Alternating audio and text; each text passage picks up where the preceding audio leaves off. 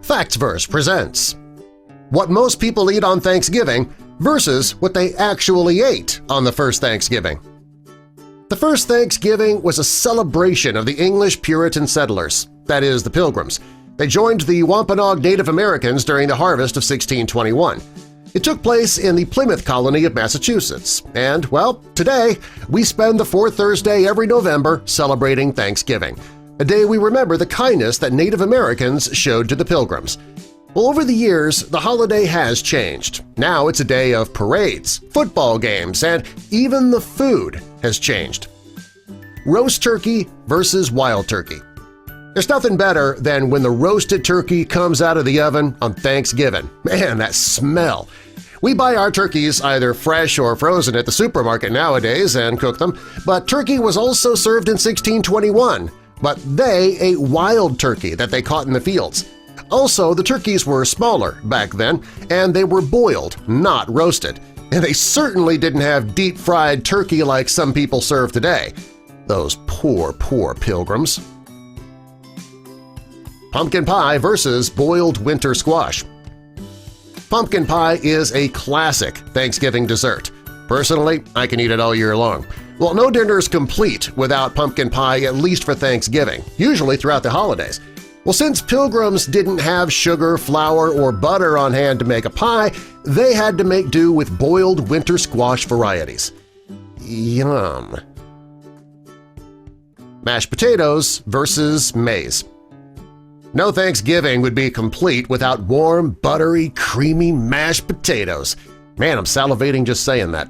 Well, with or without gravy, too. They go either way.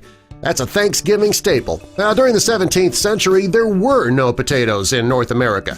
Instead, the Pilgrims served maize, which was a popular grain for the Wampanoag tribe. After grinding it up, they turned it into a porridge, similar to mashed potatoes but not nearly as tasty, I'm sure. Cranberry sauce versus berries. Cranberry sauce, another popular Thanksgiving dish. Some people buy the canned type and then slice it up, others make their own cranberry sauce. People didn't start boiling cranberries, though, until a century after the first Thanksgiving, when we finally had sugar available. For the first Thanksgiving, it was just fresh and dry berries. They did serve cranberries, and there were also raspberries, blueberries, and gooseberries.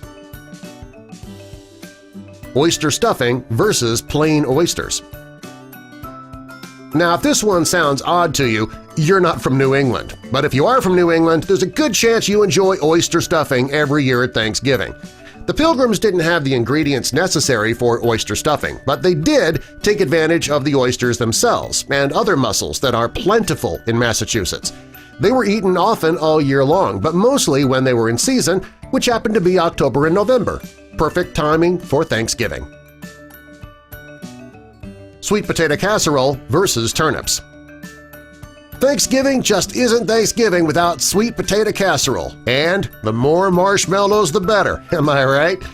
Well, the Pilgrims didn't have the ingredients to make something so sweet and delicious. Instead, they ate turnips. Yay, fun! Well, a lot of people do eat turnips today during Thanksgiving, but we have other options. Back during the first Thanksgiving, sweet potatoes weren't available in New England. They are native to the Caribbean. The marshmallow root, which is needed to make marshmallows, that was restricted to the swamps of Louisiana. They didn't have it in Massachusetts, and it would be years before the marshmallow root made it to New England.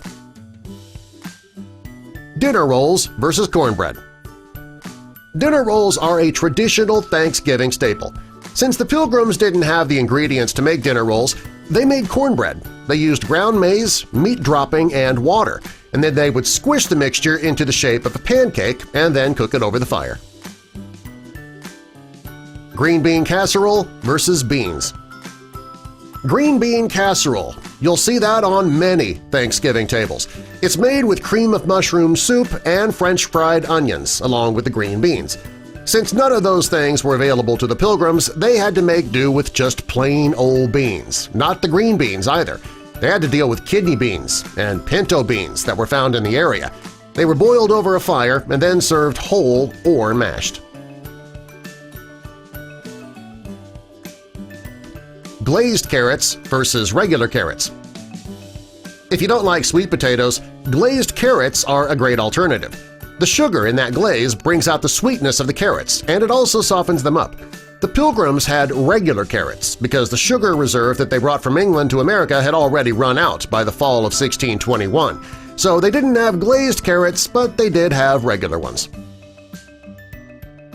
Brussels sprouts versus Jerusalem artichokes. Brussels sprouts don't taste great on their own, but they are great, according to some, roasted, salted, or covered in balsamic vinegar. Honestly, I won't eat Brussels sprouts if you paid me. But anyway, Brussels sprouts, they weren't available at the first Thanksgiving. Instead, they served Jerusalem artichokes, which are also known as sunchokes.